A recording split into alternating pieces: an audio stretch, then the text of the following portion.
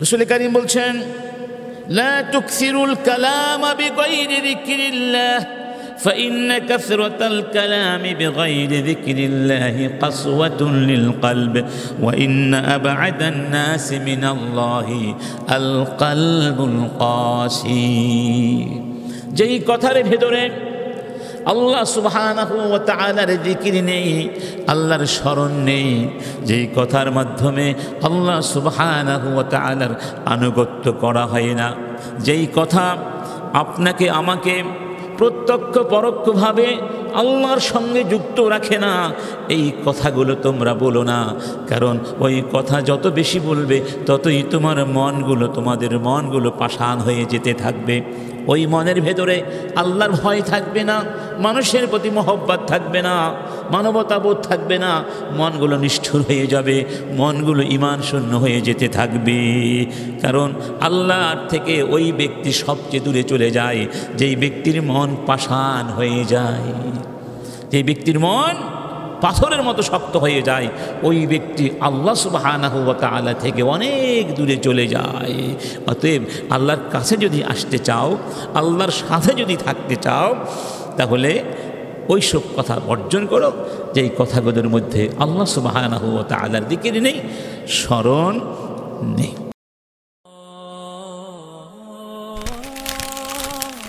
আইসিল media, সত্য ও দ্বীন প্রচারের লক্ষ্যে। উপস্থিত সম্মানিত মুসল্লিয়ানি কেরাম, আলহামদুলিল্লাহ, আল্লাহ সুবহানাহু ওয়া তাআলার সমস্ত প্রশংসা, যিনি আমাদেরকে সৃষ্টি করেছেন এবং সমগ্র সৃষ্টির মধ্যে সম্মানিত করেছেন, যিনি আমাদেরকে শ্রেষ্ঠ জীবন বিধান আল ইসলাম দান করেছেন, মুহাম্মাদুর রাসূলুল্লাহ সাল্লাল্লাহু আলাইহি ওয়াসাল্লামের উম্মত বানিয়ে পৃথিবীতে পাঠিয়েছেন, যার অফুরন্ত নেয়ামত আমরা প্রতিনিয়ত ভোগ করছি, যার অসীম করুণায় আমরা বেঁচে আছি। সে রবের দরবারে শুকরিয়া আদায় করে একসাথে সবাই বলছি আলহামদুলিল্লাহ। আমরা কয়েকটি জুমআ ধরে নির্দিষ্ট একটি বিষয় নিয়ে আলোচনা করে আসছিলাম। সেই বিষয়টি ছিল তথ্য সন্ত্রাস, ইসলামী প্রতিকার। তো বিষয়টি মোটামুটি আমরা উপসংহারে পৌঁছেছিলাম। তবে একটা কথা আছে না, শেষ হয়েও যেন হয় না শেষ। আজকের আলোচনা মূলত সেই বিষয়েরই সম্পূরক আলোচনা বলা যেতে পারে, আবার এটিকে স্বতন্ত্র আরেকটি টপিক মনে করা যেতে পারে। এই বিষয়টি হচ্ছে আদাবুল হাদিসি ওয়াল কালামি ফিল ইসলাম। ইসলামের দৃষ্টিতে, ইসলামের আলোকে কথা বলার নীতিমালা। আল্লাহ সুবহানাহু ওয়া তাআলা সমগ্র সৃষ্টির মধ্যে আমাদেরকে যে সমস্ত অনন্য বৈশিষ্ট্য দান করেছেন, সেগুলোর মধ্যে একটি হচ্ছে আমরা কথা বলতে পারি, আমরা মনের ভাবকে সুন্দর করে ব্যক্ত করতে পারি, অন্য মানুষের কাছে আমাদের মনের অনুভূতিগুলোকে প্রকাশ করতে পারি। তো এই যে অনুভূতি প্রকাশ করার বিষয়টি, যে ক্ষেত্রে আমরা আমাদের বাক শক্তিকে ব্যবহার করে থাকি, এই বিষয়ে আল্লাহ সুবহানাহু ওয়া তাআলা কোরআনুল কারীমের ভিতরে এবং মুহাম্মদুর রাসূলুল্লাহ সাল্লাল্লাহু আলাইহি ওয়াসাল্লাম সুন্নাহর ভিতরে আমাদের সামনে অনেকগুলো নীতিমালা উপস্থাপন করেছেন। যেহেতু আমরা আল্লাহ এবং রাসূলকে বিশ্বাস করি, আল্লাহর দেয়া জীবন বিধানকে আমরা মেনে নিয়েছি, অতএব এই নীতিমালাগুলো অবশ্যই আমরা অনুসরণ করা উচিত। কারণ বিষয়টি খুবই গুরুত্বপূর্ণ, ঐচ্ছিক কোনো বিষয় নয়, প্রান্তিক কোনো বিষয় নয়। তো এই পর্যায়ে যে সমস্ত নীতিমালা ইসলাম দিয়েছে, সেগুলোর মধ্যে একটি হচ্ছে ইখতিয়ারু আজমালিল কালাম ওয়া আহসানিল আলফাজ। যখন আমরা কথা বলবো, তখন সবচেয়ে সুন্দর কথাগুলো বলবার চেষ্টা করব এবং সবচেয়ে সুন্দর শব্দগুলো আমরা পছন্দ করব। যখন আমাদের সামনে অনেক জিনিস থাকে, তখন আমরা সবসময় ওই জিনিসগুলোর মধ্য থেকে সুন্দর জিনিসগুলো বেছে নেওয়ার চেষ্টা করি, ঠিক না? যখন খেতে বসেন, আপনার সামনে হরেক ব্যঞ্জনা উপস্থাপন করা হয়, আপনি সবগুলো হয়তো পছন্দ করেন না, যেগুলো পছন্দ করেন সেগুলো আপনি নির্বাচন করে থাকেন। তো কথার ভেতরেও ভালো কথাও আছে, খারাপ কথাও আছে, সুন্দর শব্দ আছে, অসুন্দর শব্দ আছে।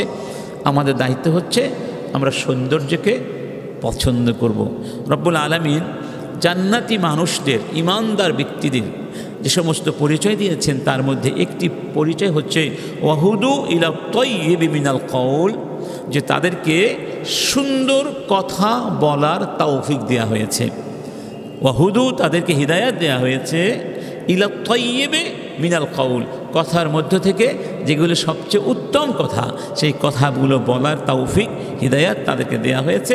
ওয়াহুদু ইলা সিরাতিল মুস্তাকিম, এবং তাদেরকে সিরাতুল মুস্তাকিমের দিশা দেয়া হয়েছে। তাহলে বোঝা গেল সিরাতুল মুস্তাকিম পেতে হলে আল্লাহ সুবহানাহু ওয়া তাআলা যে সুন্দর কথাগুলো দিয়েছেন, সেই কথাগুলোকে পছন্দ করতে হবে, নির্বাচন করতে হবে। এর সাথে সিরাতুল মুস্তাকিমের সম্পর্ক আছে। যেমনটি আমরা আগেও বলেছিলাম, হাদিসটির মনে থাকার কথা, যে লা ইস্তাকিমু ঈমানু আবদিন হাত্তা ইস্তাকিমা কলবুহু, ততক্ষণ ঈমান ঠিক হবে না যতক্ষণ মন, কলব ঠিক না হবে। ওয়ালা ইস্তাকিমু কলবু আবদিন হাত্তা ইস্তাকিমা লিসানুহু, যতক্ষণ পর্যন্ত এই লিসান সুন্দর না হবে ততক্ষণ পর্যন্ত কলবও ঠিক হবে না। তাহলে বোঝা গেল আমাদের বাক স্বাধীনতা, আমাদের বাক শক্তি ব্যবহারের বিষয়টির সাথে কলবের সম্পর্ক আছে, আর কলবের সাথে ঈমানের সম্পর্ক আছে। আর সুন্দর সুন্দর কথা, এগুলো হচ্ছে সাদাকা। রাসূল কারীম বলছেন, ইত্তাকুন নার ওয়ালাউ বিশিক্কি তামরাতিন, জাহান্নামের আগুন থেকে আত্মরক্ষা করো, বেঁচে থাকো, যদিও একটি খেজুরের যে দানা আছে, বীজ বা বিচি, এর অর্ধেক দিয়ে হলেও জাহান্নামের আগুন থেকে বাঁচো। ফাইল্লাম ফামাল্লাম ইয়াজিদ, যদি ওই পরিমাণ সদাকা দেবার ক্ষমতাও তোমার না থাকে, ফাবিকালিমাতিন তাইয়্যিবাহ, তাহলে একটা ভালো কথা বলো, একটি সুন্দর কথা বলো। এই সুন্দর কথাটা কি হয়ে যাবে? তোমার আমল নামায় সাদাকা হিসাবে গণ্য হয়ে যাবে। রব্বুল আলামিন বলছেন, ওয়াকুল লিইবাদি ইয়াকুলুল্লাতী হিয়া আহসান, হে নবী আমার বান্দাদেরকে বলে দাও, ইয়াকুলু, তারা যেন বলে, আল্লাতী হিয়া আহসান, সুন্দর কথাগুলো যেন বলে, সুন্দর শব্দমালাগুলো যেন উচ্চারণ করে। কেন? ইন্নাশ শাইতানা ইয়ানযাগু বাইনাহুম, ইন্নাশ শাইতানা কানা লিল ইনসানি আদুওয়াম মুবিনা, কারণ শয়তান তাদের মধ্যে শত্রুতার বীজ বপন করে দিতে চায়। শয়তান তাদের চিরদুশমন, প্রকাশ্য দুশমন। আর শয়তান মানুষকে ধ্বংস করার জন্যে মানুষের সুসম্পর্ক বিনষ্ট করে বিভেদ, দ্বন্দ্ব এবং সংঘর্ষের বীজ বপন করতে চায় অসংযত রসনা দিয়ে।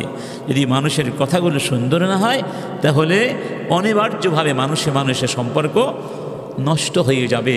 আর এই ক্ষেত্রে সবচেয়ে বলিষ্ঠ ভয়ানক ভূমিকা রোল করে শয়তান, বা রোল প্লে করে শয়তান। অতএব শয়তান থেকে বাঁচতে হলে সুন্দর সুন্দর কথা বলতে হবে ইনশাআল্লাহ। আমরা চেষ্টা করব না ইনশাআল্লাহ। আরেকটি নীতি হচ্ছে লুজুমু কিল্লাতিল কালাম, যত কম কথা বলা যায়, অতিরিক্ত কথা বর্জন করা। একান্ত প্রয়োজন হলে বলা, যেই কথার মধ্যে কল্যাণ আছে। কি আছে? কল্যাণ আছে। আল্লাহ সুবহানাহু ওয়া তাআলা সফলতার যে সব বৈশিষ্ট্য উপাদান আলোচনা করেছেন সূরা আল মুমিনুনের শুরুতে, সেখানে এই কথাটিও আছে, ওয়াল্লাযীনা হুম আনিল লাগওয়ি মুরিদুন, এবং যারা অনর্থক কথা বলে না, মানে যাদের মধ্যে বাচালতা নেই, বাচাল নয়। কারণ যারা বাচাল তারা প্রয়োজনীয় বলে, অপ্রয়োজনীয় কথা খেয়াল করুন। আল্লাহ পাক বলছেন কদ আফলাহাল মুমিনুন, যারা মুমিন তারা সফল কাম হয়েছে। কোন শ্রেণীর মুমিন? আল্লাযীনা হুম ফি সালাতিহিম খাশিউন, যারা নামাজের মধ্যে বিনয়ী, মনোযোগী, খুশু এবং খুদু নিয়ে নামাজ আদায় করে। এরপরে বললেন এবং যারা বেহুদা, অনর্থক, অপ্রয়োজনীয়, নিষ্প্রয়োজনীয় কথাবার্তা বর্জন করে। এরপরে বললেন ওয়াল্লাযীনা হুম লিয-যাকাতি ফাইলুন, এবং যারা যাকাত আদায় করে। তো যাকাত আদায় করাও ফরজ, নামাজ পড়াও ফরজ। দুই ফরজের মধ্যে উল্লেখ করা হয়েছে যারা অনর্থক কথা কর্ম বর্জন করে। বুঝাবার জন্যে নামাজ যেমন অতীব গুরুত্বপূর্ণ বিষয়, যাকাত যেমন অলঙ্ঘনীয় বিষয়, এই বিষয়টিও গুরুত্বের বান্দান দেয় যেন নামাজের পর্যায়ে, যাকাতের পর্যায়ে তোমরা এটিকে তুচ্ছ জ্ঞান করতে পারো না।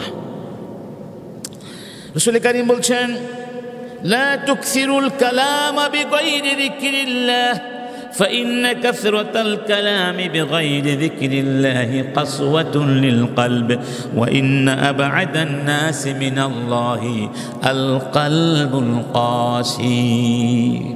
যেই কথার ভেতরে আল্লাহ সুবহানাহু ওয়া তাআলার জিকির নেই, আল্লাহর স্মরণ নেই, যেই কথার মাধ্যমে আল্লাহ সুবহানাহু ওয়া তাআলার আনুগত্য করা হয় না, যেই কথা আপনাকে আমাকে প্রত্যক্ষ পরোক্ষভাবে আল্লাহর সঙ্গে যুক্ত রাখে না, এই কথাগুলো তোমরা বলো না।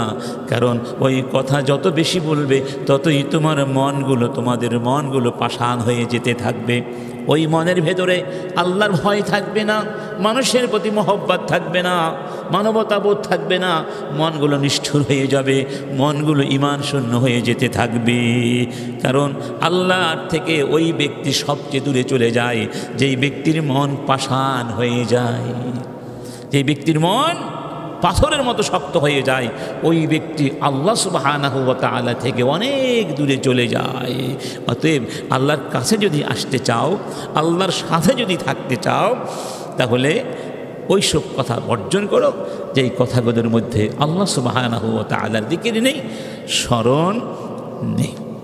3 নম্বর নীতি হচ্ছে তাআক্কুলুল কালামি ক্বাবলা নুতক, যে কোনো কথা বলার আগে ওই কথাটি ভালো করে আত্মস্থ করা, উপলব্ধি করা, কথাটি বোঝা, মানে বুঝে শুনে কথা বলা, জেনে বুঝে কথা বলা।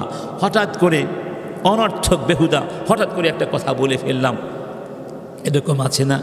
কথা বলার আগে চিন্তা করে বললাম না, জেনে শুনে বুঝলাম না, কনটেক্সট বুঝলাম না, প্রেক্ষিত বুঝলাম না, মন চাইলো আরেকটি কথা আমি বলে দিলাম। এই কথার ফলাফল কখনো ভালো হয় না। হঠাৎ করে কথা বলা বিবেচনা ছাড়া এই কথা এমন একটা পর্যায়ে হয়ে যেতে পারে যেখানে কথাটি বলা উচিত ছিল না, বা যেইভাবে বলা উচিত ছিল সেইভাবে বলা সম্ভব হবে না। ফলে অনাহুত, অনাকাঙ্ক্ষিত, অবাঞ্ছিত নানা ধরনের পরিণাম কি হতে পারে, সৃষ্টি হতে পারে, পর্যবসিত হতে পারে। মনে রাখতে হবে আমাদের কথাগুলো বাতাসের সাথে হারিয়ে যায় না। এই কথাগুলো আল্লাহ কি করে রাখছেন? সংরক্ষণ করে রাখছেন। আল্লাহ পাক বলছেন আম ইয়াহসাবুনা আন্না লা নাসমাউ সিররাহুম ওয়া নাজওয়াহুম বালা ওয়া রুসুলুনা লাদাইহিম ইয়াকতুবুন। ওরা মনে মনে ভাবছে আমি ওদের গোপন কথা জানি না, প্রকাশযোগ্য কথাগুলো জানি না। ওরা ভাবছে আমি এগুলো জানি না, ওরা যা গোপন করে, ওরা যা প্রকাশ করে, ওদের জানা দরকার। আমি যে শুধু জানি তা নয়, বরং আমার পক্ষ থেকে বিশ্বস্ত ফেরেশতারা ওদের কাছে আছে, সবগুলোকে তারা লিপিবদ্ধ করে রাখছে। মা ইয়ালফিযু মিন কাওলিন ইল্লা লাদাইহি রাকীবুন আতীদ। তোমার জবান থেকে, মানুষের জবান থেকে যে কোনো শব্দ বের হোক না কেন, সাথে সাথে আমার পক্ষ থেকে নিযুক্ত বিশ্বস্ত প্রহরীরা সেগুলো নিবন্ধন করে রাখেন। হাদা কিতাবুনা ইয়ানতিকু আলাইকুম বিল হক ইন্না কুন্না নাস্তানসিখু মা কুনতুম তা'মালুন। রব্বুল আলামিন বলবেন, এই যে কিতাব তোমাকে দেয়া হলো আমলনামা, এই কিতাব তোমার বিরুদ্ধে আজকে আমার কাছে সত্য কথাগুলো বলবে। তুমি যা যা করেছিলে আমি সব কিছু নাস্খ মানে অনুলিপি করেছিলাম। অতএব যেহেতু আমাদের প্রতিটি কথার মূল্য আছে আল্লাহর কাছে, অতএব প্রতিটি কথা বলার আগে চিন্তা করা উচিত। 4 নম্বর, তারকু কাসরাতিল মিজাহ ওয়াস সুখরিয়াহ। যেই কথার মধ্যে অন্য মানুষের প্রতি ব্যঙ্গ আছে, এই ধরনের ব্যঙ্গাত্মক কথাবার্তা বর্জন করা। মানুষ ব্যঙ্গ কেন করে? উপহাস করার জন্যে, কাউকে ছোট করার জন্যে, কারো সম্মান হানি করার জন্যে। এটিকে বলা হয় সুখরিয়া, ইস্তেহজা। এটা ইসলামে হারাম করে দেওয়া হয়েছে। রব্বুল আলামিন বলছেন, ইয়া আইয়ুহাল্লাযীনা আমানু লা ইয়াসখার কওমুম মিন কওমিন আসা আন ইয়াকুনু খায়রাম মিনহুম ওয়ালা নিসাউম মিন নিসাইন আসা আন ইয়াকুননা খায়রাম মিনহুন। ঈমানদারগণ, কোনো পুরুষ যেন অন্য পুরুষকে নিয়ে ব্যঙ্গ না করে, কারণ যাকে নিয়ে উপহাস করা হলো, ব্যঙ্গ করা হলো, তুচ্ছতাচ্ছিল্য করা হলো, সেই ব্যক্তি তোমার চেয়ে আল্লাহর কাছে অনেক দামি হতে পারেন। আবার কোনো নারীও যেন অন্য নারীকে নিয়ে ব্যঙ্গ বিদ্রুপ না করে, উপহাস না করে, কারণ যাকে নিয়ে ব্যঙ্গ করা হয়েছে সেই মহিলা ওই মহিলার চেয়ে আল্লাহর কাছে অনেক দামি হতে পারেন, সম্মানিত হতে পারেন যেই মহিলা ব্যঙ্গ করেছেন। তাহলে আল্লাহর কাছে এই ব্যঙ্গ বিদ্রুপ উপহাস এই সব শৈলী, এই সব কথাবার্তা পছন্দের নয়, পছন্দের নয়। আমরা এগুলো বর্জন করব ইনশাআল্লাহ। এমনকি এমনও যদি হয় যে এমনি হাস্যোচ্ছলে কৌতুকচ্ছলে দুষ্টামি করার জন্যেই একটু ব্যঙ্গ করলাম, এটিও কিন্তু ঠিক নয়। দুষ্টামি করতে করতে একসময় দুষ্টামি কি হয়ে যায়? মারাত্মক আকার ধারণ করে, তখন মারামারি কাটাকাটি এবং যুদ্ধ পর্যন্ত এটা গড়িয়ে যেতে পারে। অতএব সব দুষ্টামি পছন্দের নয়, দুষ্টামিরও একটা সীমারেখা থাকা উচিত। আসলে ইসলাম আমাদেরকে সব ক্ষেত্রেই রুচিবোধ শিক্ষা দেয়। এটা পরিমিতি বোধ থাকতে হবে, পরিমিতি বোধ, এটা ইসলাম পছন্দ করে। আপনার আচার আচরণের কথাবার্তার ভিতরে একটা ভারসাম্য রাখা উচিত। 5 নম্বর নীতি হলো প্রশংসা করার ক্ষেত্রেও সীমা অতিক্রম করা যাবে না। 1 নম্বর, নিজের প্রশংসা নিজে করা, এটা পছন্দের নয়, আল্লাহ নিষেধ করেছেন। দ্বিতীয়, অন্য কারো সামনে যদি তার প্রশংসা করতে হয় সেখানেও অতিরিক্ত প্রশংসা করা বাঞ্ছিত নয়। রব্বুল আলামিন বলছেন, ফালা তুযাক্কু আনফুসাকুম, তোমরা নিজেদের প্রশংসা নিজেরা করো না। নিজের পবিত্রতা, নিজের আধ্যাত্মিক বিশুদ্ধতার কথা, নিজের নৈতিক উন্নতির কথা, নিজের বিষয়কে নিজে অন্যের সামনে উপস্থাপন করে নিজেকে পরিশুদ্ধ করবার চেষ্টা করো না। এটা আল্লাহর কাছে পছন্দের নয়। এর মধ্যে অহংকার থাকে মানুষকে। আর বাস্তবে যারা অহংকারী তারাই আত্মপ্রেমিক, নিজের গুণগান নিজেরাই গাইতে থাকে। আপনার গুণ তো মানুষ গাইবে, আপনার প্রশংসা তো মানুষ করবে। যদি আপনি ভালো কাজ করেন এমনিতেই আপনার প্রশংসা মানুষ বলতে বাধ্য হবে। সেজন্য আবার নিয়ত করতে হবে না যে আমি ভালো কাজ করছি মানুষের প্রশংসা পাওয়ার জন্য, সেটিও কিন্তু হারাম। বরং আপনি ভালো কাজ করলে আল্লাহ কবুল করবেন। আর যদি ওই ভালো কাজের প্রশংসা পৃথিবীতে পান, আপনি চান নাই, নিয়ত করেন নাই, তাহলে বুঝতে হবে এটা আল্লাহর পক্ষ থেকে আপনার জন্য একটা সুসংবাদ, একটি সুসংবাদ।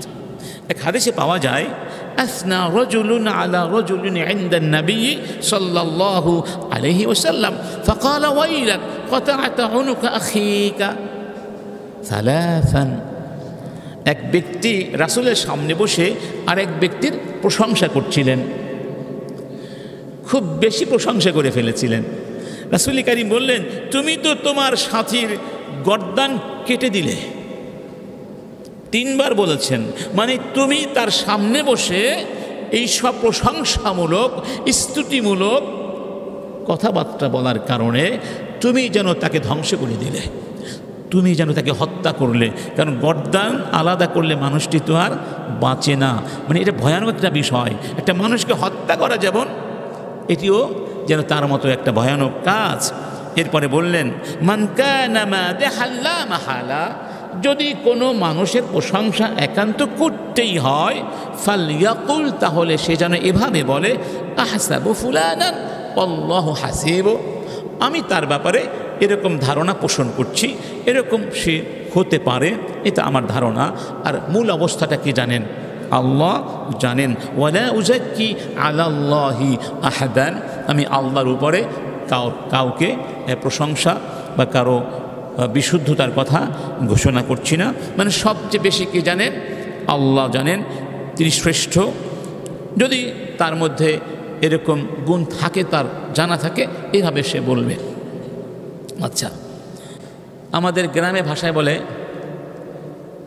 সাডামি করা, আপনারা বুঝেন? এটা ভালো বাংলা কি হতে পারে? মানে অতিরিক্ত নিজের ব্যাপারে মিথ্যে কথাগুলো বলে মানুষকে ইমপ্রেস করার চেষ্টা করা। যেমন ধরুন, এক বন্ধু আর এক বন্ধুর বাড়িতে বেড়াতে গিয়েছে, তো বন্ধুকে হয়তো ওয়েলকাম করার জন্যে এয়ারপোর্টে এসেছে বা কোথাও গিয়েছে, তো গিয়ে বলছে ড্রাইভারকে, ড্রাইভার আমার লাল গাড়িটা এনো না, আমার সিলভার কালারের গাড়িটা নিয়ে এসো। কিন্তু আসলে তার কোনো গাড়িই নেই, লাল গাড়িও নাই, সিলভার কালারের গাড়িও নাই, কিন্তু বন্ধুকে বোঝাচ্ছে তার বাড়ি আছে, গাড়ি আছে। এরকম কিছু মানুষ আছে না? এইভাবে করে অনেক ছেলে অনেক মেয়েকেও কী করে ধ্বংস করে দেয়। এইসব কিন্তু ইসলাম পছন্দ করে না। যা আপনার নেই, আপনি সেগুলো নিজের দাবি করে অন্যের কাছে নিজেকে অনেক বড় করার যে অপচেষ্টা, এটা নিষিদ্ধ। রাসূল কারীম বলছেন, আল মুতাশাব্বিউ বিমা লাম ইউতা কালাবিসি সাওবাই জুর, যেই ব্যক্তিকে যা দেয়া হয়নি সেই ব্যক্তি যদি ওই বস্তুর দাবি করে আমার এটা আছে সেটা আছে, সেই ব্যক্তি হলো ওই ব্যক্তির মতো যে 2টো পোশাক পরেছে, 2টো পোশাকই মিথ্যা পোশাক। মানে সে মিথ্যার কয়টা পোশাক পরেছে? 2টো পোশাক পরেছে। সে মিথ্যাবাদী এবং জঘন্য মিথ্যাচার এগুলো। এবং কথাবার্তা বলার সময় যেন অহংকারের কোনো ভাব প্রকাশ না পায়, খেয়াল রাখতে হবে। বিশেষ করে আল্লাহ পাক যাদেরকে নেয়ামত দান করেন তারা একটু এগুলো বলতে পছন্দ করে। যেমন আপনি জিজ্ঞেস করলেন, ভাই আসসালামু আলাইকুম, কেমন আছেন? ভালো আছেন? ছেলে মেয়ে কেমন আছে? আলহামদুলিল্লাহ। এবার সে নিজে শুরু করলো, আমার ছেলে একটা ডাক্তার, আর একটা আমেরিকা থাকে, মেয়ের জামাই অমুক তমুক। আপনি জিজ্ঞেস করেছেন? সে আপনাকে ধরে এখন তার গোটা পরিবারের গল্প বলা শুরু করে দিয়েছে, কি আছে না আছে। এগুলো তো আমি শুনতে চাইনি, বিরক্ত হচ্ছে আমি, কিন্তু সে বলেই যাচ্ছে। এই আচরণ ঠিক নয়। এর মধ্যে একটা অহংকার আসে, নিজে প্রকাশ করার একটা ভাব আছে। রাসূল কারীম বলছেন, ওয়া ইন্নাল্লাহা আওহা ইলাইয়া আন তাওয়াদাউ হাত্তা লা ইয়াফখুরা আহাদুন আলা আখার, যে আল্লাহ সুবহানাহু ওয়া তাআলা আদেশ করেছেন তোমরা কেউ কারো, তোমরা বিনয়ী হবে, এত বিনয়ী হবে যেন কেউ কারো উপরে অহংকার না দেখাও, অহংকার না দেখাও। এখানে অনেকগুলো সমস্যা। একদিকে ব্যক্তির অহংকার প্রকাশ পায়, আর একদিকে যেই ব্যক্তিকে সে বলছে ওই ব্যক্তির কাছে হয়তো অত নেয়ামত নাই, সে মনে মনে কষ্ট পাচ্ছে, আমার যদি এগুলো থাকতো। সে একদিকে কষ্ট পাচ্ছে, আবার আর একদিকে সে ওই ব্যক্তির নেয়ামতের প্রতি হিংসাও পোষণ করতে পারে, যে কেন তোমাকে আল্লাহ এগুলো দিল, এগুলো ধ্বংস হয়ে যাক। এইভাবে হিংসা বিদ্বেষের বীজ বপিত হতে পারে। এইসব কর্মকাণ্ড থেকে, এগুলো থেকে বিরত থাকতে বলা হয়েছে। আরেকটি নীতি হচ্ছে আল বু'দু আনিল কালামিল ফাহিশ, যেই কথার ভেতরে নগ্নতা আছে, বেহায়াপনা আছে, নির্লজ্জতা আছে, অশ্লীল ভাবধারা আছে, এই সব কথা বলা যাবে না। এই সব কথা থেকে, এই সব রুচিহীন নিচু মানের কথা থেকে লিসানকে পবিত্র রাখতে বলা হয়েছে। রাসূল কারীম বলছেন, লাইসাল মুমিনু বিত্তাআনি ওয়ালাল লাআনি ওয়ালাল ফাহিশ ওয়ালাল বাযী। মুমিনের বৈশিষ্ট্য হলো মুমিন কাউকে আঘাত দিয়ে কথা বলে না, মুমিন কাউকে সহজে অভিশাপ করে না, এবং সে অশ্লীল কথা বলে না, রুচিহীন কথা বলে না, যেই কথার ভেতরে সুন্দর রুচি নাই, ভাবধারা নাই।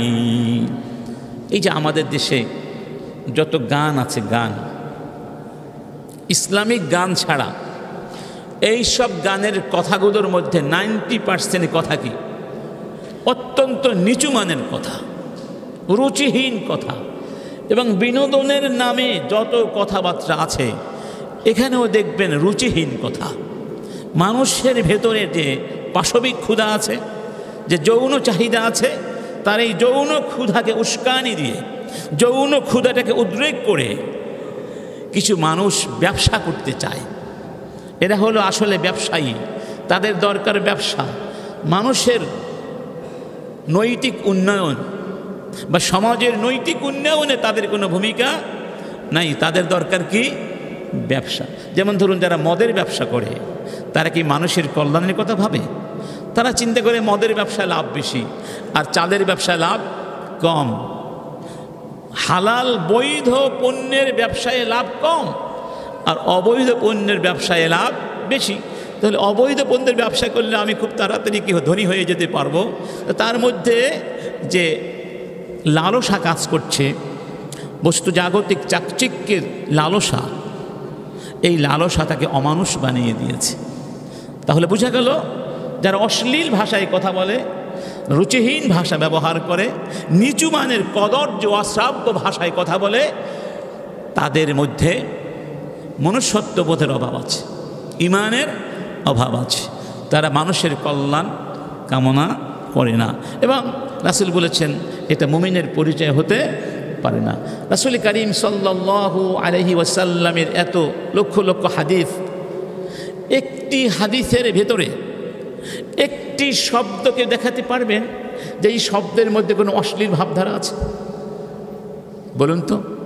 অথচ ইসলামে সব কিছু আছে না?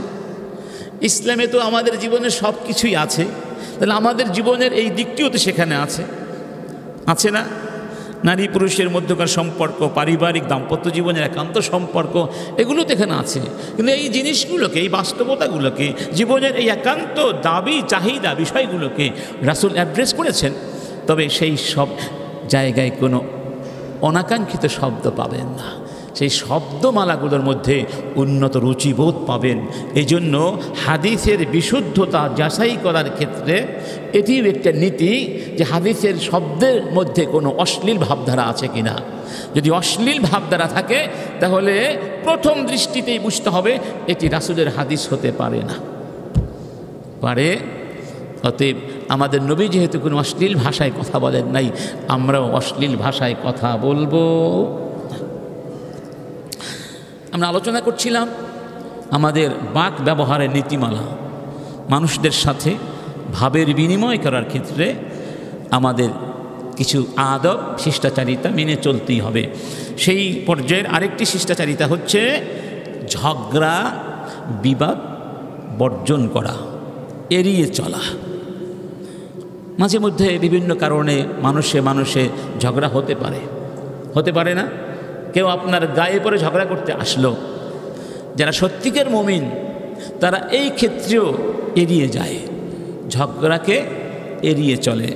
রাসূল কারীম বলছেন, আনা যাঈমুন বিবাইতিন ফি রাবদিল জান্নাহ লিমান তারাকাল মিরাআ ওয়া ইন কানা মুহিক্কা। আমি জান্নাতের বারান্দায়, আঙিনায় ওই লোকদের জন্য অপেক্ষা করতে থাকব যারা কারো সঙ্গে ঝগড়া করত না, যদিও ঝগড়া করার অধিকার তার ছিল,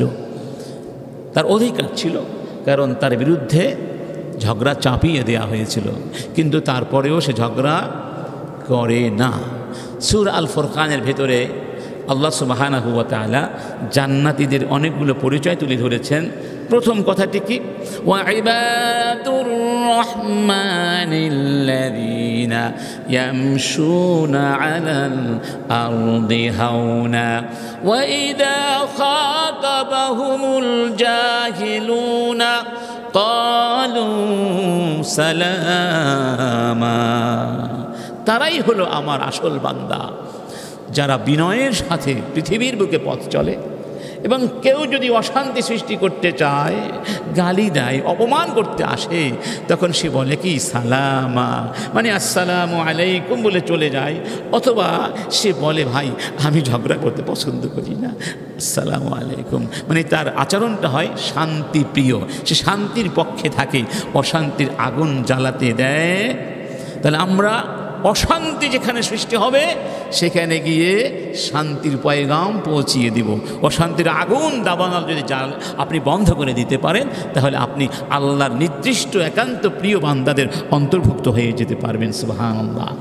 এরপরে বলছেন ওয়াবিবাইতিন ফি ওয়াসাতিল জান্নাহ, আমি জান্নাতের ঠিক মাঝখানে অপেক্ষা করব ওই লোকদের জন্য, লিমান তারাকাল কাযিবা ওয়া ইন কানা মাযিহা, যেই ব্যক্তি মিথ্যে কথা বর্জন করেছে, এমনকি দুষ্টামির ছলেও মিথ্যে বলেনি, আমি সেই সত্যবাদীদের জন্য জান্নাতের মাঝখানে অপেক্ষা করব। কি? মুহাম্মাদুন রাসূলুল্লাহ সাল্লাল্লাহু আলাইহি ওয়াসাল্লাম। ওয়া বিবাইতিন ফি আলাল জান্নাহ, এবং জান্নাতের সর্বোচ্চ চূড়ায় আমি অপেক্ষা করব লিমান হাসানা খুলুকা, ওই ব্যক্তিদের জন্য যারা উত্তম চরিত্র ধারণ করেছিল, উত্তম নৈতিকতা অবলম্বন করে জীবন ধারণ করেছিল, আমি তাদের জন্য জান্নাতের সর্বোচ্চ শীর্ষ চূড়ায় অবস্থান করব। তাহলে বোঝা গেল যাদের চরিত্র যত উত্তম, জান্নাতে তাদের অবস্থান হবে তত ঊর্ধ্বে, তত ঊর্ধ্বে। এই চারিত্রিক সৌন্দর্যই মুসলিম জাতিকে গোটা বিশ্বের মধ্যে অনন্য সম্মান এনে দিয়েছিল। আমাদের চারিত্রিক সৌন্দর্য অনন্যতা দেখেই অমুসলিমরা ইসলাম গ্রহণ করত, আর আজকে আমাদের চারিত্রিক অধপতন দেখে তারা আমাদের কাছে ঘিসতে চায় না, আমাদের কাছে আসতে চায় না, আমাদেরকে পছন্দ করে না। কারণ তারা দেখে আমরা নামাজও পড়ি আবার মিথ্যে কথা বলি, নামাজ পড়ি আবার ঘুষ খাই, নামাজ পড়ি না আমরা মারামারি করি, কাটাকাটি করি, আমাদের ভ্রাতৃত্ববোধ নেই, আমাদের মধ্যে সদ্ভাব নেই, আমাদের আচরণে সততা নেই, আমাদের মধ্যে আমানতদারিতা নেই, আমরা মানুষের হক ঠিকমতো আদায় করি না। কথা ঠিক? আমানতদারিতা, এই আখলাক যদি না থাকে তাহলে ইমানদার কিভাবে হওয়া যায়? রাসূল কারীম কথা বলেছেন, আকমালুল মুমিনিনা ঈমানান আহসানুকুম খুলুকান। আকমাল মানে পরিপূর্ণ, কামেল, সেই ব্যক্তি পরিপূর্ণ ইমানদার যেই ব্যক্তির চরিত্র সবচেয়ে উত্তম।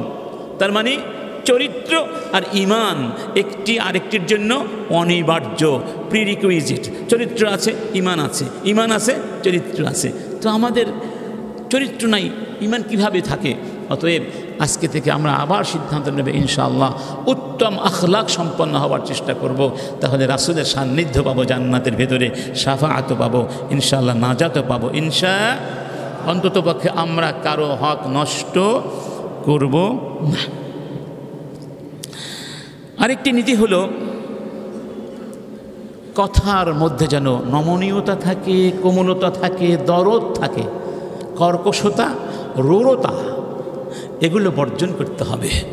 কারণ ভাষার মধ্যে যদি রূঢ়তা থাকে, রূঢ়তা, সেখানে ভদ্রতা নেই, নম্রতা নেই, নমনীয়তা নেই, কোমলতা নেই, তাহলে আপনার এই ভাষা, আপনার এই কথা শ্রোতার মনের মধ্যে গিয়ে দাগ কাটবে, আঘাত লাগবে, ফলে সম্পর্ক নষ্ট হয়ে যাবে, দূরত্ব তৈরি হয়ে যাবে।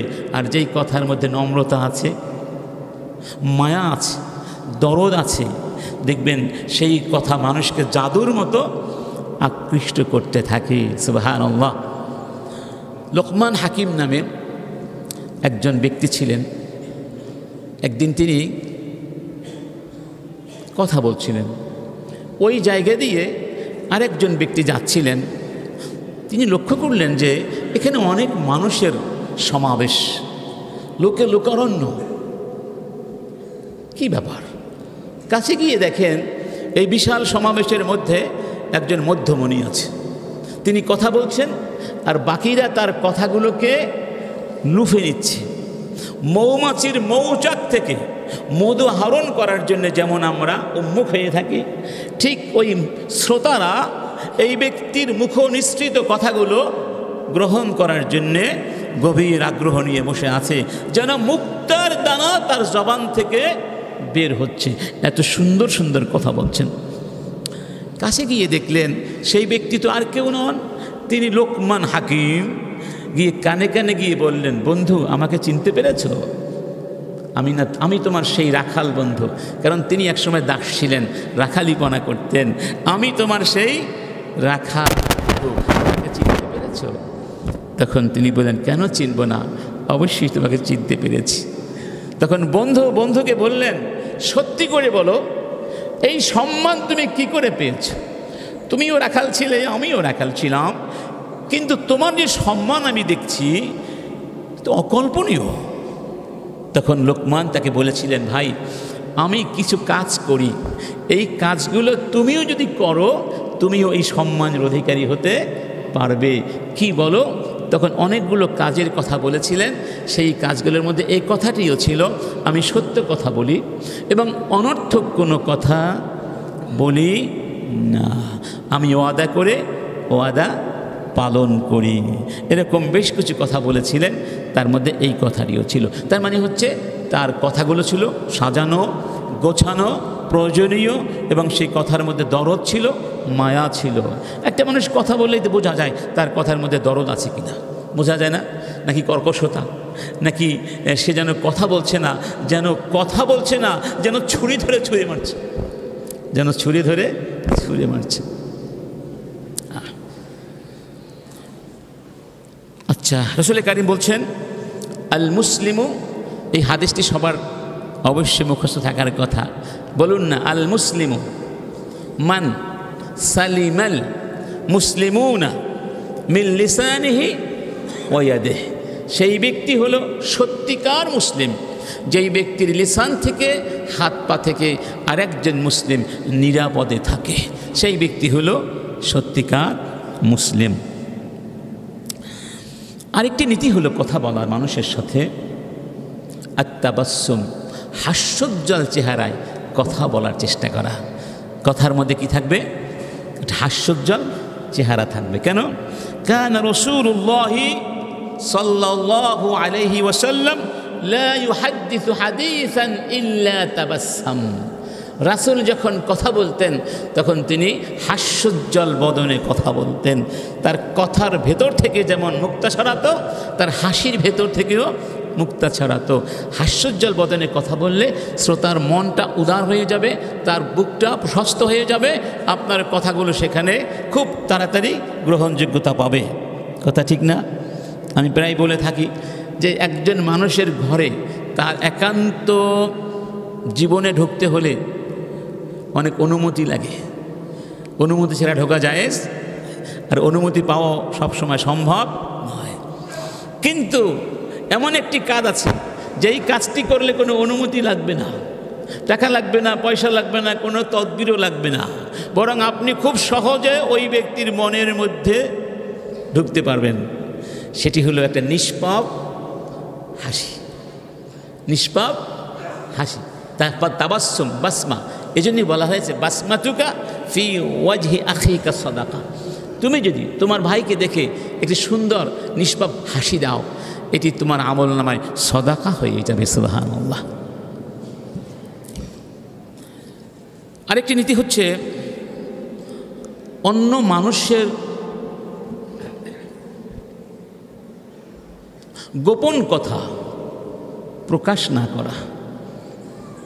অনেক সময় অনেক মানুষ আপনার সাথে কথা বলে এবং কিছু তথ্য আপনাকে দেয় আর বলে কি, এটা কাউকে বলো না। এটাকে বলা হয় সের, মানে গোপন রহস্য। এই জাতীয় জিনিসগুলোকে প্রকাশ করা উচিত নয়, জায়েজ নাই। রাসূল বলছেন ইযা হাদ্দাসা আর-রাজুলু বিল হাদিসি ফালতাফাতা ফাহিয়া আমানা। কেউ যখন কারোর সাথে কথা বলে এবং কথা বলার সময় সে চারদিকে তাকায়,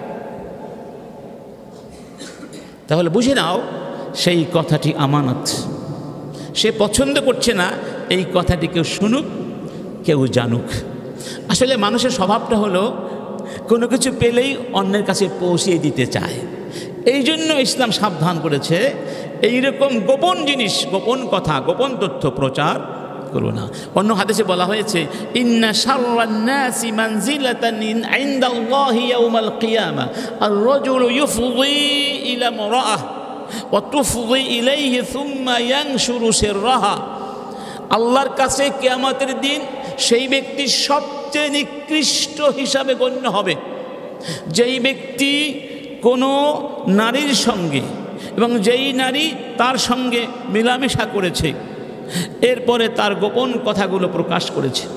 এটা মূলত দাম্পত্য জীবনের কথা বলা হয়েছে। দাম্পত্য জীবনে স্বামী স্ত্রীর মধ্যে যে একান্ত সম্পর্ক হয়, এরপরে আবার মাঝে মধ্যে ভুল বোঝাবুঝি হয়, অনেক সময় তালাক বিচ্ছেদ হয়ে যেতে পারে। তখন স্বামী করে কি, ওই মহিলার সব কথা বলে দেয়, আর মহিলাও তার স্বামীর সব গোপন কথা বলে দেয়। এটা হারাম।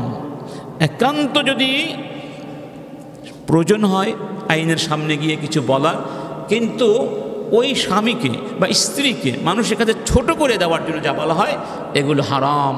অথচ একটা সময় ছিল তারা খুবই আপন ছিল, একেবারে দুইজন যেন একজন হয়ে গিয়েছিল। অথচ আজকে হয়তো সম্পর্কের অবনতি হয়েছে, তাই সে হয়ে গেল একটা জীবনের শত্রু। এটা করা উচিত নয়, কারণ মানুষের ভালো গুণও আছে, খারাপ গুণও। প্রত্যেক মানুষের কিছু অবদানও তো আছে না? আপনার জীবনে স্ত্রীর অনেক অবদান থাকতে পারে, আর অবদান নাই বা থাকুক, একজন মানুষ হিসাবে তাকে তো সম্মান করতে হবে। কি করতে হবে? অতএব কাউকে ছোট করার জন্যে যারা গোপন কথাগুলো প্রকাশ করে দেয়, আল্লাহর কাছে তার হবে সবচেয়ে নিকৃষ্ট কিয়ামতের ময়দানে। আরেকটি নীতি হচ্ছে গীবাত এবং চগলখুরি থেকে জবানকে হেফাজত করতে হবে। যেই কথার মধ্যে পরনিন্দা আছে, গীবাত আছে, অন্যের পশ্চাতে তাকে ছোট করার মতো কোনো কথা আছে, বা যেই কথার মাধ্যমে মানুষের সম্পর্ক নষ্ট হয়ে যায়, চগলখুরি, এগুলো হারাম করে দেওয়া হয়েছে। আল্লাহ বলছেন, ওয়ালা ইয়াগতাব বা'দুকুম বা'দা, তোমরা একজন আর একজনের গীবাত করো না। অন্য হাদিসে বলা হচ্ছে, হাদিসের মধ্যে বলা হচ্ছে, লা ইয়াদখুলুল জান্নাতা নাম্মাম, নাম্মাম জান্নাতে যাবে না। নাম্মাম বলা হয় চগলখোরকে। কাকে বলা হয়? তাহলে আমরা এই ছোট লোকই কাজ করবো না, এটা একেবারে নিম্নমানের কাজ, দুশ্চরিত্রের কাজ। আরেকটি মহান নীতি হলো তরকুল কাযিব ওয়াল ইলতিজামু বিসিদক। আল ইলতিজাম বিসিদক, সত্য কথা বলা আর মিথ্যা কথাগুলোকে বর্জন করা। আল্লাহ পাক বলছেন, ইয়া আইয়ুহাল্লাযীনা আমানু ইত্তাকুল্লাহ, ঈমানদারগণ আল্লাহকে ভয় করো, ওয়া কুনু মা'আস সাদিকিন, আর সত্যবাদীদের সঙ্গে থেকো। সত্য কথা বলো, অর্থাৎ সত্য কথা বলো এবং সত্যবাদীদের সঙ্গে থেকো, মিথ্যাবাদীদের সঙ্গে থেকো না। একজন সত্যবাদী যদি মিথ্যাবাদীদের পরিবেশের মধ্যে পড়ে যায়, সে অদূর ভবিষ্যতে কী হয়ে যাবে? ওদের মিথ্যাচারে আক্রান্ত হয়ে সে একসময় কী হয়ে যাবে? মিথ্যাবাদী হয়ে যাবে। তাই শুধু নিজে সত্যবাদী হলে চলবে না, সত্যবাদীদের সমাজ গঠন করতে হবে। রাসূল কারীম বলছেন, আয়াতুল মুনাফিকি সালাসা, মুনাফিক হওয়ার আলামত কয়টি? এই হাদিসে তিনটি বলা হয়েছে। ইদা হাদ্দাসা কাযিবা, যখন কথা বলে মিথ্যা কথা বলে। ওয়া ইদা ওয়া'দা আখলাফা, ওয়াদা করলে খেলাফ করে। ওয়া ইদা উতুমিনা খানা, আর আমানত রাখা হলে আমানতের সাথে খিয়ানাত করে। নীতিমালার মধ্যে আরেকটি হলো আন-নাহিয়ু আন ইদহাকিল কওমি কাযিবান। এটি খুব আমাদের সমাজে বেশি পরিলক্ষিত হয়। অনেক মানুষ মিছামিছি কথা বলে বলে মানুষকে হাসায়। যে মানুষকে হাসাবার লক্ষ্যে মিথ্যা কথার ফুল ঝুড়ি নিয়ে আসা, এটা নিষেধ। রাসূল কারীম বলছেন, ওয়াইলুন ওয়াইলুন, সেই ব্যক্তি ধ্বংস হয়ে যাবে, লিল্লাযী ইউহাদ্দিসু, যেই ব্যক্তি কথা বলে, ফায়াকযিবু, এবং মিথ্যে বলে, লিয়ুদহিকা বিহিল কওমা, এই মিথ্যে দিয়ে কওমকে, লোকদেরকে হাসাতে চায়। ওয়াইলুন লাহু ওয়াইলুন লাহু, সে ধ্বংস হয়ে যাবে, সে ধ্বংস হয়ে যাবে, সে ধ্বংস হয়ে যাক, সে ধ্বংস হয়ে যাক। এখানে 3 বার শব্দটিকে প্রথম থেকে ব্যবহার করা হয়েছে। তাহলে এটিও আমাদের বৈশিষ্ট্য হওয়া উচিত নয়। আরেকটি নীতি হলো আদামুত তানাজি, অর্থাৎ যেখানে একসাথে একাধিক ব্যক্তি আছে, ধরুন 3 জন ব্যক্তি এক জায়গায় আছে, একজনকে বাদ দিয়ে বাকি 2 জন কানে কানে কথা বলবে বা সলা পরামর্শ করবে, এটা ইসলামে নিষেধ। রাসূল কারীম বলছেন, লা ইয়ানতাজি ইসনান দুনা সাহিবিহিমা সালিস ফাইন্না যালিকা ইউহসিনু। এক জায়গায় 3 জন ব্যক্তি থাকলে একজনকে বাদ দিয়ে তোমরা কানে কানে কথা বলো না, কারণ ওই ব্যক্তি, তৃতীয় ব্যক্তি তাহলে দুশ্চিন্তাগ্রস্ত হয়ে যেতে পারে। সে ভাবতে পারে আমাকে নিয়ে মনে হয় কিছু একটা বলা হচ্ছে, যে জন্য আমাকে ওরা বলছে না, অথবা ওরা এমন একটা বিষয় বলছে যেটা আমার জানার অধিকার নাই। সে নিজেকে খুব অসহায় মনে করতে পারে এবং সে মনে মনে কষ্ট পেতে পারে। আরেকটি নীতি হলো, যখন কেউ কথা বলবে তার কথাটা মন দিয়ে শোনার চেষ্টা করা। আপনিও বলবেন, আপনার যখন পালা আসবে আপনি বলবেন, যখন আরেকজনের কথা বলার পালা তখন আপনার উচিত তার কথাটা শোনা। রাসূল এভাবেই তো করতেন না? কাফেররা পর্যন্ত কথা বলতে আসতো রাসূলের সাথে, রাসূল একান্ত মনোযোগের সাথে তাদের কথাগুলো শুনতেন এবং যখন তাদের কথা শেষ হয়ে যেত তখন বলতেন, আমার তাহলে কিছু কথা শুনে যাও, এভাবে বলতেন। এক হাদিসে আছে যে যা আরবি বাইনামা আন-নাবিয়্যু ফি মাজলিসিন ইউহাদ্দিসুল কওম। একদিন রাসূল সাহাবীদেরকে নিয়ে কথা বলছিলেন, ইদ জাআহু আরবি, এক বেদুইন আসলেন, এসে বললেন, মাতাস সাআ, কিয়ামত কখন হবে? রাসূল আলোচনা করছেন, তার আলোচনার ভেতর থেকে কি বলেছেন? কিয়ামত কখন হবে। ফামাদা রাসূলুল্লাহ ইউহাদ্দিস, রাসূল তার কথার কোনো জবাব না দিয়ে তার আলোচনা চালিয়ে যাচ্ছেন।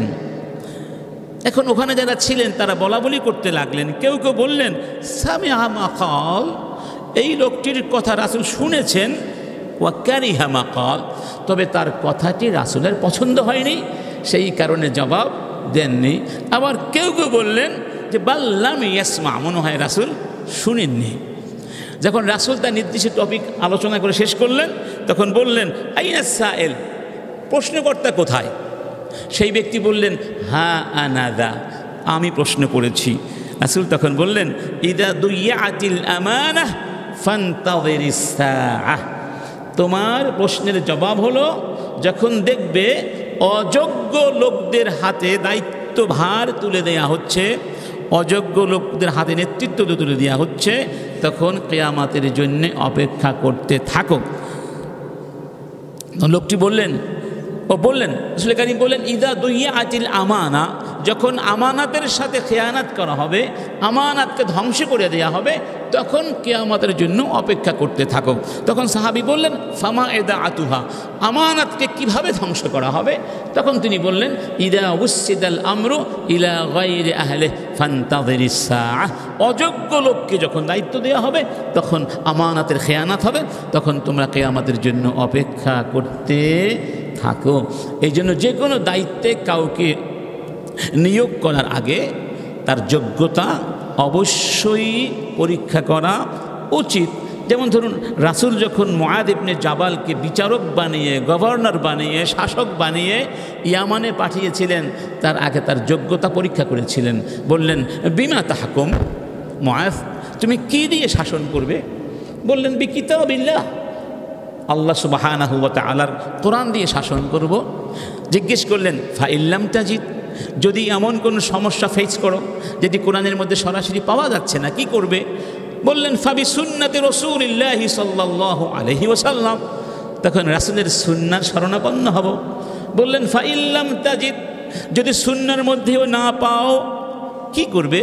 বললেন, আজতাহিদু রাই ওয়ালা আলু, তাহলে কোরআন সুন্নাহ নিয়ে গবেষণা করে কোরআন সুন্নাহর ভেতর থেকে সমাধান উদ্ঘাটন করার সর্বাত্মক চেষ্টা করব। আমি বিন্দু পরিমাণ অলসতা করব না, উদাসীন হব না। রাসূল তখন খুশি হয়ে গেলেন এবং তার এই বুকের উপরে সস্নেহে আঘাত করলেন, মানে আদর করে একটা থাপ্পড় দিলেন আর বললেন, আল্লাহ তোমার শুকরিয়া, তুমি তোমার রসুলকে এমন যোগ্যতা দিয়েছ যা দেখে আমি খুশি হয়েছি, তুমিও খুশি হয়েছো। সুবহানাল্লাহ। কেন বলেছিলেন? তার যোগ্যতাটা পরীক্ষা করার জন্যে। কিন্তু এটা তো এখন নাই। এখন যোগ্যতা হচ্ছে, এখন বড় যোগ্যতা হচ্ছে কে কোন দল করে, কে কার খালু, কে কার মামা খালু থাকলে সেখানে অনেক কিছু যোগ্যতা দরকার হয় না। গত 16 বছর ছিল ছাত্রলীগ করলে চাকরি, এরকম ছিল না? হাজার হাজার, তাদেরও চাকরি করার অধিকার আছে, সবাই চাকরি করতে হবে, ঠিক না? সবাই তো দেশের নাগরিক, সবারই চাকরি বাকরি করতে হবে। কিন্তু কথা হলো যে যেই মানের যোগ্য তাকে সেই কাজে দিতে হবে। যার যোগ্যতা নাই অটো পাস ডাক্তারের কাছে গেলে রোগী তো মরবেই, ঠিক না বেঠি? ইন্না লিল্লাহি ওয়া ইন্না ইলাইহি রাজিউন। যাই হোক, আমরা আজকে আর সামনে যেতে পারবো না, অনেক সময় হয়ে গেছে, বিষয়টি আজকেও শেষ করতে পারলাম না। আজকে আমাদের মুখ্য বিষয় ছিল কি? ইসলামের আলোকে বাক ব্যবহারের নীতিমালা, কথাবার্তা বলার সৌন্দর্য, শিষ্টাচারিতা। কারণ কথা তো আমাদের বলতেই হয়, অন্য মানুষের সাথে লেনদেন করার ক্ষেত্রে মনের ভাবটাও প্রকাশ করতে হয়। অতএব এই ক্ষেত্রে যদি আমরা এই নীতিমালাগুলো মেনে চলতে পারি, আমাদের জান্নাতের পথ কী হয়ে যাবে? সহজ হয়ে যাবে। ঈমানকে নবায়ন করা, শক্তিশালী করা, ঈমানের পথে অবিচল থাকার ব্যাপারটাও সহজ হয়ে যাবে। আমাদের মাঝে সদ্ভাব প্রতিষ্ঠা হবে, শত্রুতাগুলো দূর হয়ে যাবে। আমরা ভাই ভাই হয়ে এই সুন্দর একটি সমাজ আমরা গঠন করতে পারবো। তো যতটুকু আজকে আমরা আলোচনা করেছি, ইনশাআল্লাহ সবাই আমল করার চেষ্টা করব, ইনশাআল্লাহ। আল্লাহ তুমি আমাদের সবাইকে এই আদাবগুলো রক্ষা করে চলবার তৌফিক দান করো। ওয়া আখিরু দাওয়ানা আনিল হামদুলিল্লাহি রাব্বিল আলামিন। সবাই দাঁড়িয়ে কাতারগুলো সোজা করে।